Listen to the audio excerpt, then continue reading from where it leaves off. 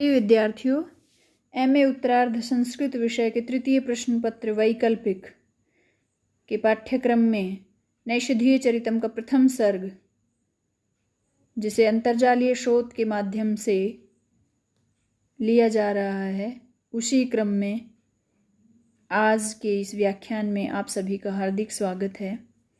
हम नैषधीय चरितम के प्रथम सर्ग के पद्य संख्या 15 तक का अध्ययन पूर्व वीडियो में कर चुके हैं।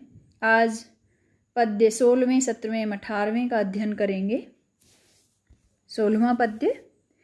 विभज्य मेरुर्न यदर्थि सातकृतो न सिन्धुरुत्सर्ग जल व्ययैर्मरुः अमानि तत्तेन निजा अयशो युगम द्विफालबद्धाश्चिकुराः शिरः स्थितम्। सबसे पहले इसका अन्वय करेंगे। यहाँ जो महाराज नल के गुणों का निरंतर वर्णन किया जा रहा है और उसी क्रम में यहाँ भी बताया गया है। अन्वय में विभज्य मेरुः यत् अर्थिसात् न कृतः उत्सर्ग जल व्ययैः सिन्धुः यत् मरुः न कृतः तत् तेन द्विफालबद्धाः चिकुराः शिरः स्थितम् निज अयशो युगम अमानी। एक बार हम पदों के अनुसार अर्थ देखेंगे।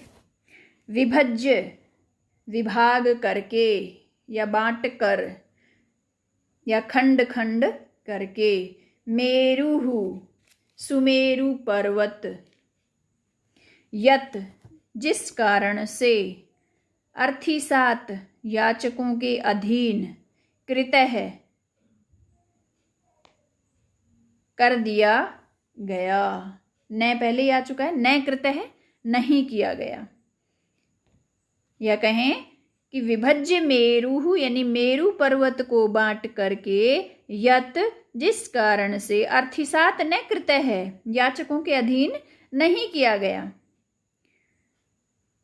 उत्सर्ग जल व्ययैः दान करने के समय में जल का व्यय करके, दान उत्सर्ग जल व्ययैः, उत्सर्ग अर्थात दान के समय जल व्ययैः जल के उपयोग के द्वारा, सिन्धुः समुद्र, यत जिस कारण से, मरुः मरुस्थल या निर्जल प्रदेश, न कृतः नहीं किया गया,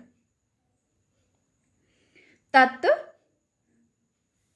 उस कारण से, तेन नल के द्वारा, द्विभाग नद्धाः द्विभाग द्विफाल बद्धाः चिकुराः द्विफाल बद्धाः दो भागों में बांधे हुए, चिकुराः केश बाल, शिरः स्थितम अपने सिर पर स्थित, निज अयशो युगम अपनी अकीर्ति के युग्म को, अमानी माना विचार किया ऐसा। एक साथ अर्थ। खंड खंड कर सुमेरु पर्वत को याचक जनों को नहीं दिया और न ही दान करने के समय में जल का व्यय करके समुद्र को मरुस्थल बनाया। इस कारण से महाराज नल ने दो भागों में बांधे गए अपने केशों को अपने सिर में स्थित अपने दो अकीर्ति रूप समझा। देखिए, इस पद्य के माध्यम से नल के गुणों की प्रशंसा की गई है कि नल कैसे थे। नल ने अपना सर्वस्व दान करके भी इस अकीर्ति को प्राप्त नहीं किया। क्या अकीर्ति? कि उन्होंने न तो सुमेरु पर्वत को याचक जनों को दिया और न ही दान, यद्यपि उन्होंने दान तो बहुत किया और दान हमेशा जल का व्यय करके यानी जल पूर्वक दान होता है, तो दान करने के समय जल का व्यय करके उन्होंने समुद्र को मरुस्थल नहीं बनाया। और इस कारण से मानो अपने जो केश राशि थी राजा नल की, तो उन्होंने सीमंत निकालकर, सीमंत कहते हैं मांग को, मांग निकाल करके दोनों साइड उन केशों को बांध लिया। केश यहाँ पर अपयश के सूचक हैं, अकीर्ति के सूचक हैं, क्योंकि केश का रंग काला होता है, तो काला जो वर्ण है वो अयश का प्रतीक होता है। तो मानो उन्होंने अपने अयश को, अपने जो अयश के जो प्रतीक उनके चिकुर हैं, उनके जो बाल हैं, उनको उन्होंने बांध लिया, अर्थात उन्होंने अपने अपयश को नहीं फैलाया इस लोक में।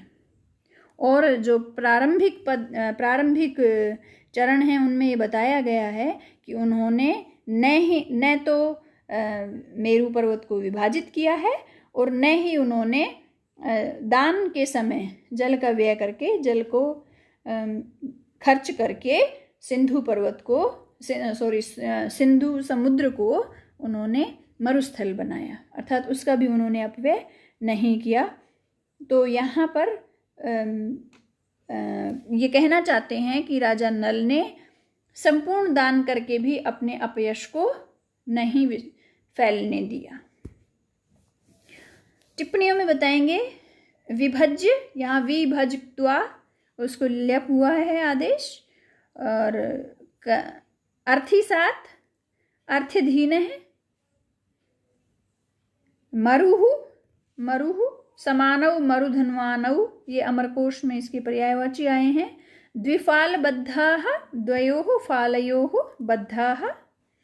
चिकुराः चिकुरः कुंतलः वालः कचः केशः शिरोरुह, ये सभी बालों के पर्यायवाची हैं जो अमरकोश में आए हैं। और यहाँ पर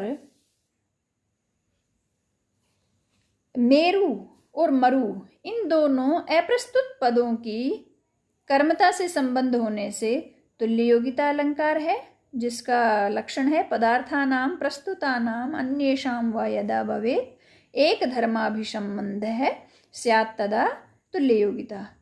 और अग्रिम पंक्ति में केशों में कृष्णता की समता से, क्योंकि केश काले होते हैं तो केशों में कृष्णता की समता से अयश का रूपण करने में रूपक अलंकार है, और तुल्य योगिता और रूपक की अनपेक्षतया स्थिति होने से संसृष्टि अलंकार भी यहाँ प्रयुक्त हुआ है। अग्रिम पद्य अजस्रम अभ्यासम उपेयुषा समम मुदैव देवः कविना बुधेन च दधौ पटियान समयम नयन्नयम दिनेश्वर श्री हृदयम दिने दिने।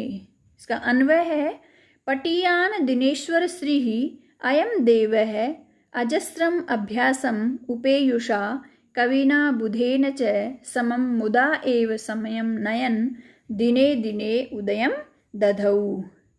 पदों के अनुसार हम अर्थ देखेंगे। पटियान, पट कहते हैं कार्य कुशल को, चतुर को।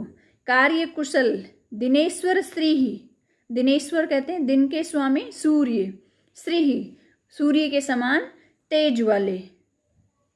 देव है राजा नल के लिए प्रयुक्त हुआ है।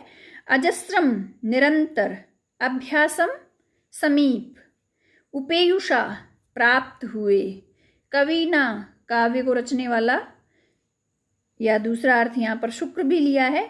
बुधेन बुध पंडित या जो विद्वान, समम साथ, मुदा एव आनंद के साथ, समयम समय को, नयन यानी व्यतीत करते हुए, दिने दिने प्रतिदिन, उदयम ददौ, उदयम यानी उन्नति को, ददौ प्राप्त करते थे। एक साथ अनुवाद। कार्य कुशल और सूर्य के समान तेज वाले, यानी पटियान दिनेश्वर श्री, पटियान कार्य कुशल, दिनेश्वर श्री सूर्य के समान तेज वाले, अयम देव है ये राजा नल, अजस्रम निरंतर, अभ्यासम समीप में रहने वाले, उपेयुषा समीप में रहने वाले यानी समीपता को प्राप्त हुए, कविना काव्यकर्ता, बुधेन और विद्वान, च समम के साथ, समम के साथ, मुदा एव आनंद पूर्वक, समयम नयन समय को व्यतीत करते हुए, दिने दिने प्रतिदिन, उदयम दधौ उदय को प्राप्त होते हैं। यहाँ पर दो अर्थ निकलते हैं। एक राजा नल के संदर्भ में तो अर्थ निकला है कि राजा नल कार्यकुशल हैं, उनके गुणों का वर्णन किया गया है और सूर्य के समान तेज वाले हैं। और ये भी इस पद्य के माध्यम से बताया गया है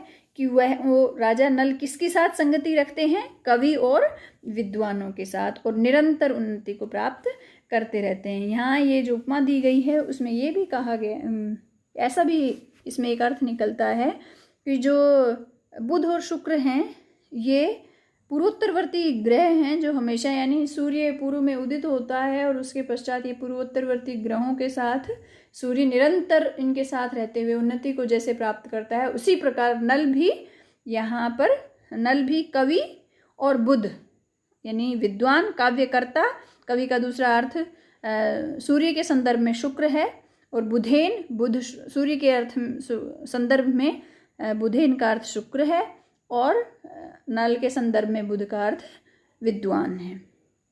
इसके पश्चात इसमें टिप्पणियाँ बता देंगे। और जैसे पटियान पटु ये सुन दिनेश्वर श्री ही, दिनस्य ईश्वर है, दिनेश्वर है, तस्य एव श्री ही यस्य, यहाँ पर व्यधिकरण बहुब्रीहि समास है, दधौ धा लिट टिप, और इस पद्य में दिनेश्वर श्री ही, इस पद में उपमा, और कवीना और बुधेन इन दोनों पदों में श्लेष होने से दो अलंकारों की संसृष्टि भी है।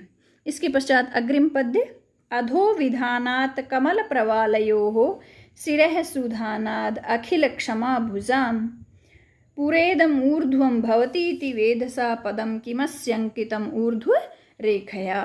इसका अन्वय करेंगे सबसे पहले। कमल प्रवालयोः अधो विधानात् अखिल क्षमा भुजाम शिरः सुधानात् इदम ऊर्ध्वं पुरा भवति इति वेधसा अस्य पदम ऊर्ध्वरेखया अंकितम किम। यहाँ पदों के अनुसार एक बार अर्थ कर लेते हैं। कमल प्रवालयोः, कमल यानी कमल, और प्रवाल, प्रवाल पल्लव को कहते हैं, नई कोपल को कहते हैं। कमल और प्रवाल को अधोविधानात् तिरस्कृत करने से, और अखिल क्षमा भुजाम, अखिल यानी संपूर्ण, क्षमा भुजाम राजाओं के, शिरहसु मस्तकों में, धानात स्थापना करने से, इदम ऊर्ध्वम यह, ऊर्ध्वम ऊपरवर्ती, पुरा भवती, ऊपरवर्ती, पुरा भवती का अर्थ है भविष्यति यानी होगा,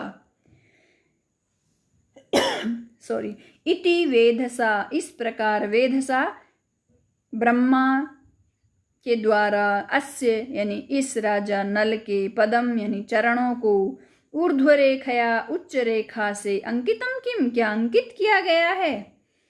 और एक साथ अनुवाद, कमल प्रवालयोः अधो विधानात्, कमल और पल्लव को तिरस्कृत करने से, अखिल क्षमा भुजाम और संपूर्ण राजाओं के, शिरहसु मस्तकों में, धानात स्थापन करने से, इदम ऊर्ध्वम पुरा भवति यह चरण उच्च स्थान में रहेगा, इति इस हेतु वेधसा ब्रह्मा जी ने अस्य पदम इस चरण को ऊर्ध्व रेखया अंकितम किम क्या ऊर्ध्व रेखा से अंकित किया है।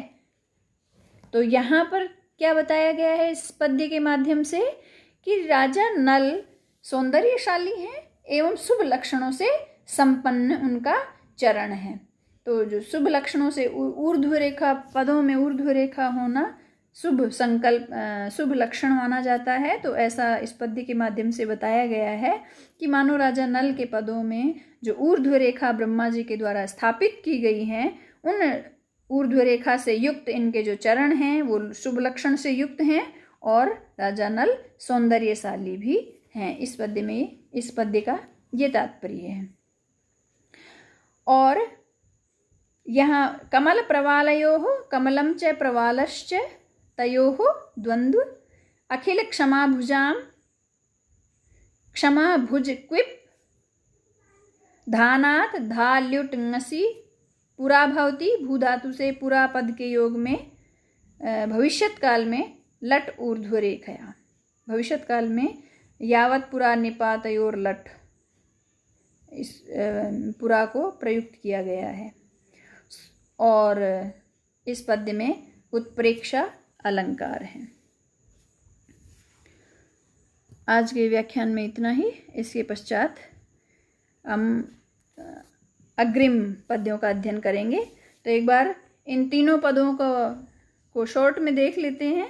तीनों पदों में प्रारंभिक जो 16वां पद्य है उसमें राजा नल के सर्वस्व दान की बातें कही गई हैं और 17वें पद्य में राजा नल की विशेषता बताई गई है कि वह कार्य कुशल हैं और सूर्य के समान तेज वाले हैं और कवि एवं विद्वानों के साथ निरंतर उन्नति को प्राप्त करते हैं।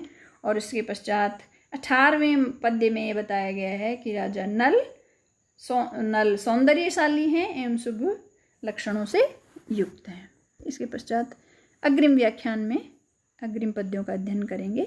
धन्यवाद।